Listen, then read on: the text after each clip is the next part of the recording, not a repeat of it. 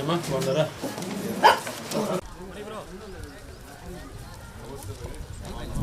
ఏంటండి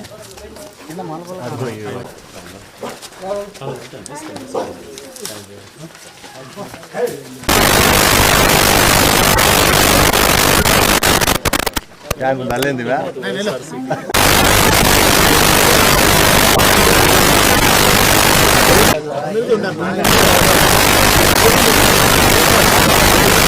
ఏమేమి జరిగినాయి చూడాలి.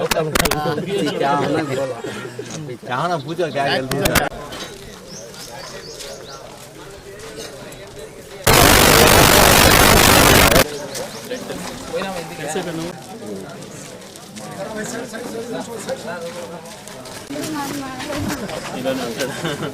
ఏమ్మా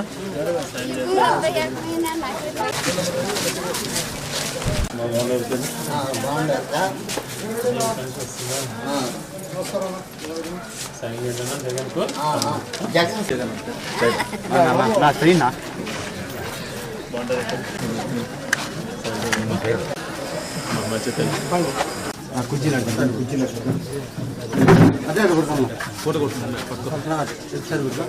ఒకటో తేదీ తెచ్చిస్తారా?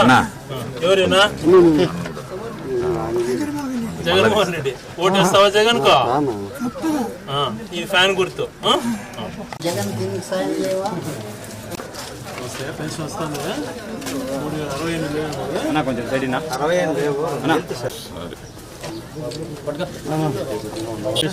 బాగుంటుంది.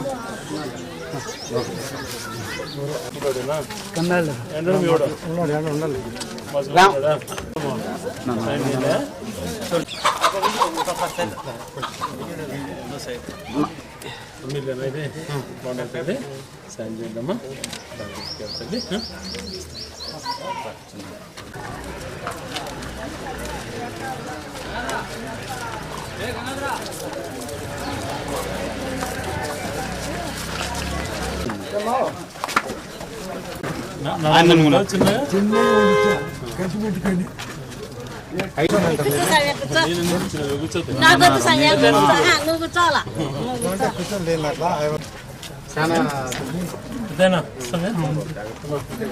అట్టే ఉండదు. మొదటి మారినట్టు కాదు.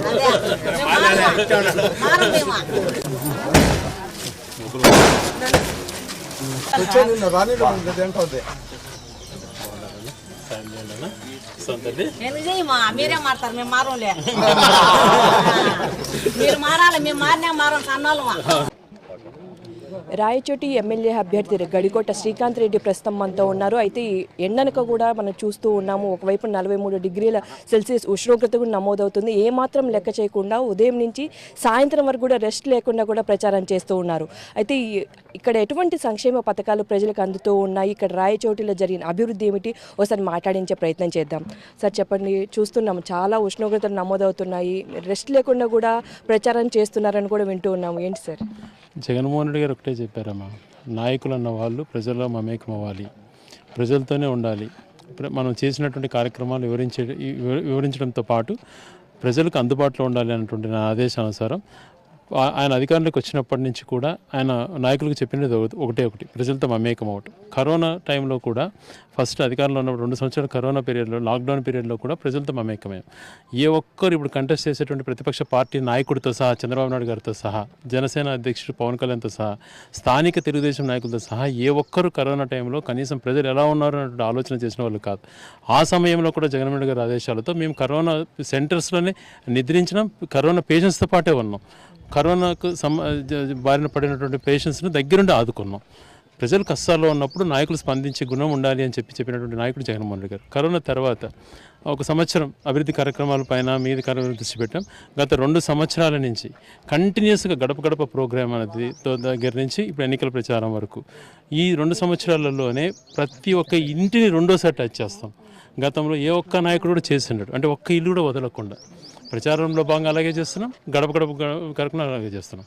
ఒక పక్కన సంక్షేమం, ఒక పక్కన అభివృద్ధి, ఒక పక్కన శాంతి భద్రతల విషయంలో శాంతియుత పాటించడం, మరొక పక్కన మమేకం అవటం. ప్రజాస్వామ్యంలో నాయకుడు చేయాల్సినటువంటి పనులు ఇవే అని చెప్పి మా నాయకుడు జగన్మోహన్ రెడ్డి గారు తెలియజేశారు. అందులో భాగంగానే 19 నుంచి కూడా జరిగిన అభివృద్ధి ఒక పక్కన పడితే 2024 అంటే రేపు మీరు ఎన్నికైన తర్వాత ఒకవేళ మీ మేనిఫెస్టో ఏముండబోతుంది రాయచోటి ప్రజల కోసం? గతంలో కూడా మేము ఒక మేనిఫెస్టో ఇవ్వడం జరిగింది. ఒకటి, అన్ని చెరువులకు నీళ్ళు ఇస్తామన్నటువంటిది ఒకటి, వాటర్ గ్రిడ్, ఆర్డీఓ కార్యాలయం, డిఎస్పీ కార్యాలయం అనేటువంటి మేజర్ ఇష్యూస్ ఇచ్చాం. ఆర్డీఓ కార్యాలయం గతంలో లేనటువంటి దాన్ని ఈరోజు జిల్లా కేంద్రం చేయగలిగినాం. డిఎస్పీ కార్యాలయం చేయాలన్నటువంటి హామీ ఇచ్చిన దాన్ని ఎస్పీ కార్యాలయం చేస్తాం. చెరువులకు నీళ్ళు ఇచ్చేటువంటి కార్యక్రమం దాదాపుగా జేఎన్ఎస్ హెచ్ఎన్ఎస్ఎస్ లింకప్ అయినటువంటి పనులు 2200 కోట్ల పైగా కాలేటు వాగు వెలిగెల్లు వరకు దాదాపుగా పనులు 70% పూర్తయినాయి. ఇంకా మిగిలినటువంటి 30% కానీ అది కంప్లీట్ అయిపోతే అన్ని చెరువులకు నీళ్ళు ఇచ్చేటువంటి కార్యక్రమం వేగవంతంగా ఉంది. మరొక పక్కన వాటర్ గ్రిడ్ అనేటువంటిది అగ్రిమెంట్ అయిపోయి వర్క్ ఎగ్జిక్యూట్ అవుతాం. మన తెలంగాణ సంబంధించిన కాంట్రాక్ట్ వరకు ఆయనకు వచ్చింది. అది వర్క్ 260 crores ఇంటింటికి నీళ్ళు ఇచ్చాడు. ఆ 2 లక్షలు నెక్స్ట్. అలాగే జిల్లా కేంద్రం అయింది కాబట్టి ఇందులో ఈ జిల్లా కేంద్రానికి పూర్తి స్థాయిలో అధికారులు పనిచేసేటువంటి పర్మనెంట్ ఆఫీసర్స్కి సంబంధించి 100 కోట్లతో టెండర్ పిలవడం జరిగింది. టెండర్ అలొకేటెడ్ కూడా అయిపోయింది. దాదాపు 100 ఎకరాలు ఇంటిగ్రేటెడ్ కలెక్టర్ కోసం అలాట్ చేయడం జరిగింది. అలాగే మౌలిక వసతులు మిగిలినటువంటి కార్యక్రమాలు గతంలో రాయచోటి కంటే కూడా ఎంత వేగవంతంగా టౌన్ అభివృద్ధి చేయగలిగినాం జిల్లా కేంద్రం. ఈ కరోనా పోయిన తర్వాత 3 సంవత్సరాలలో బస్ స్టాండ్ ఆధునీకరణ దగ్గర నుంచి, హాస్పిటల్స్ దగ్గర నుంచి ఇలాంటి ఎన్నో కార్యక్రమాలు టౌన్లో చేయడం జరిగింది. సంక్షేమం తీసుకుంటే దాదాపుగా 2000 కోట్ల పైగా ప్రజలకు డైరెక్ట్ డీబీటీ. ఈరోజు ఇక్కడే ఉంటారు సామాన్య మానవుడు, బడుగిన వర్గాలకు సంబంధించిన వాళ్ళని కానివ్వండి, మధ్యతరగతి రైతు అన్న ఏ మనిషికి కూడా లబ్ధి చేకూరని వ్యక్తి అన్నటువంటిది లేదు. ప్రతి ఒక్కరు కూడా ప్రభుత్వం ద్వారా ఏదో ఒక రకంగా వాళ్ళు బడికి పంపిస్తే అమ్మఒడి అని చెప్పి స్కూల్స్ను నాడు నేడు రూపంలో మార్చడం అయితేనేమి, హాస్పిటల్స్ ఆధునీకరించడం అయితేనేమి, ప్రతి గ్రామంలో సచివాలయ వ్యవస్థ పెట్టి ఉద్యోగస్తుల దగ్గరగా చేర్చి, దాంతోపాటు సచివాలయం కళ్ళ ముందరే ఆర్బీకే, తర్వాత హెల్త్ సెంటర్. ఈ గ్రామం పెద్ద మాధవరం అనే గ్రామంలో మనం ఉన్నాం, రాయచోటి రూరల్ మండలం. ఈ గ్రామంలో 2 సచివాలయాలు, 2 ఆర్బీకేలు, 2 హెల్త్ సెంటర్లు. అంటే ఇలాంటివి కళ్ళ కనపడి ప్రజలకు దగ్గరగా ఉండేటువంటి పరిపాలన. 50 ఏళ్ళకు ఒక వ్యక్తి వాలంటీర్ సేవ చేసేటువంటి కార్యక్రమం, లంచాలు లేకుండా, వాళ్ళు చెప్పులు అరిగేటట్టు బయట తిరగకుండా డైరెక్ట్గా వాళ్ళ ఖాతాలో వేయటం. మరొక పక్కన ప్రజలకు అందుబాటులో ఉండటం. 4వది, అల్లర్లకు ప్రాధాన్యతనివ్వకుండా, గొడవలు సృష్టించే ప్రయత్నాలు చేయకుండా శాంతియుతంగా ఉండాలని ఆలోచన చేసుకొని శాంతి భద్రత ప్రక్షాళన బాగుండాలనే ఉద్దేశంతో మాకు నష్టం జరిగినా పర్వాలేదు, పల్లెలు శాంతియుతంగా ఉండాలి అనేటువంటి ఆలోచనతో ముందుకెళ్తున్నాం. ఎందుకంటే ప్రజలకు ఏ ఒక్కరు రాజకీయ స్వార్థం కోసం గొడవలు సృష్టించకూడదు అనేటువంటిది మా ప్రయత్నం. సో ఈ ప్రచారంలో మీరు తిరుగుతున్న సమయంలో వాళ్ళు ఏమైనా కంప్లైంట్స్ చెప్తూ ఉన్నారా, లేకపోతే సంక్షేమ పథకాలు మాకు అన్నీ అందుతున్నాయి అని చెప్తున్నారా సార్? సంక్షేమ కార్యక్రమాలలో 98% కంప్లైంట్స్ అనేటువంటి లేవండి. అది జగన్మోహన్ గారి గొప్పతనం. అందుకని జగన్మోహన్ గారు అంత ధైర్యంగా వై నాట్ 175 అని అంటున్నారు. 98% కంప్లైంట్స్ లేవు. కొన్ని ఆధార్ మిస్టేక్స్ కావడము, లేకపోతే ఆధార్లో వాళ్ళకు ఉన్నటువంటి ఉద్యోగస్తులు ఎంప్లాయీస్గా ఉండడము, లేకపోతే 4-wheeler కార్ ఉండటము, 10 acres పైన ల్యాండ్, అట్లాంటి ఇన్ఎలిజిబుల్ కొన్ని ఇష్యూస్ వస్తున్నాయి. అవి కూడా చాలా మైనర్, 1-2%. నెక్స్ట్ వాటికి కూడా అంటే వాళ్ళ కొడుకు ఉద్యోగస్తులు అయినప్పుడు కార్డ్ సపరేట్ చేసి ఆప్షన్ కూడా ఇచ్చారు. అటువంటివి కొంచెం హౌస్ హోల్డ్ మ్యాపింగ్లో డివైడ్ చేస్తే ఆ చిన్న ప్రాబ్లమ్స్ కూడా షార్ట్ అవుట్ అవుతాయి. 98% కంప్లైంట్స్ లేవు. 4 సంవత్సరాలు వర్షాలు సమృద్ధిగా కురిచాయి. ఈ సంవత్సరం వర్షాలు బాగా తక్కువ పడవు, కొంచెం త్రాగునీటి ఇబ్బంది ఇప్పుడు కనపడతాం. దీనికి పర్మనెంట్ సొల్యూషన్ కోసమే వెలిగెల్లు వాటర్ గురించి ప్రయత్నం చేస్తున్నాం. అది ఖచ్చితంగా కంప్లీట్ చేసి తీరుతాం నెక్స్ట్ 2 yearsలో. దాంతోపాటు ఇప్పుడు కూడా గతంలో అంటే మేము వైఎస్ఆర్ కాంగ్రెస్ పార్టీకి సంబంధించి జగన్మోహన్ గారు ప్రతిపక్ష నాయకుడు కూడా చెప్పేటువంటి వాడు, చేయగలిగింది ప్రజలకు చేస్తూ ఉండండి అన్నాడు. అందుకే ఏ రోజు కూడా ఎక్కడ ప్రజలు ఇబ్బందుల్లో ఉన్నా స్పందించేటువంటి గుణం మాకు జగన్మోహన్ గారి నుంచి నేర్చుకున్నాం. ఇక్కడ మాకున్నటువంటి స్థానిక నాయకులు కూడా అటువంటి సహాయ సహకారాలతో సొంత డబ్బులైనా పెట్టి మనం చేద్దాం, నీళ్ళు ఇవ్వాలన్నటువంటి దానిపైన కానీ, బోర్లు వేసే విషయంలో కానీ అధికారులు లేనప్పుడు కూడా ప్రయత్నాలు చేస్తుండేవాళ్ళు. అంటే ప్రజలకు ఆ నమ్మకం మా పైన ఉంది. అలాగే ఈరోజు రాయచోటి అన్నటువంటి ఒక వెనుకబడినటువంటి ప్రాంతాన్ని జిల్లా కేంద్రం చేసుకోవటం, ఎటువంటి అవినీతికి పాల్పడకుండా చట్ట ప్రకారం అసైన్మెంట్ 5,000 ఎకరాలు రైతులకు ఇవ్వడం జరిగింది. చుక్కల భూములు, డాటర్ ల్యాండ్స్ అనేటువంటిది ఎన్నో రోజుల విషయం. దాన్ని షార్ట్అవుట్ చేసి పేద ప్రజలకు మేలు చేయడం జరిగింది. 20 years ఉన్నటువంటి అసైన్మెంట్ పట్టాలు, డీ పట్టాలు రెగ్యులరైజ్ చేసింది కొన్ని వేల మంది రైతులకు మేలు చేయడం జరిగింది.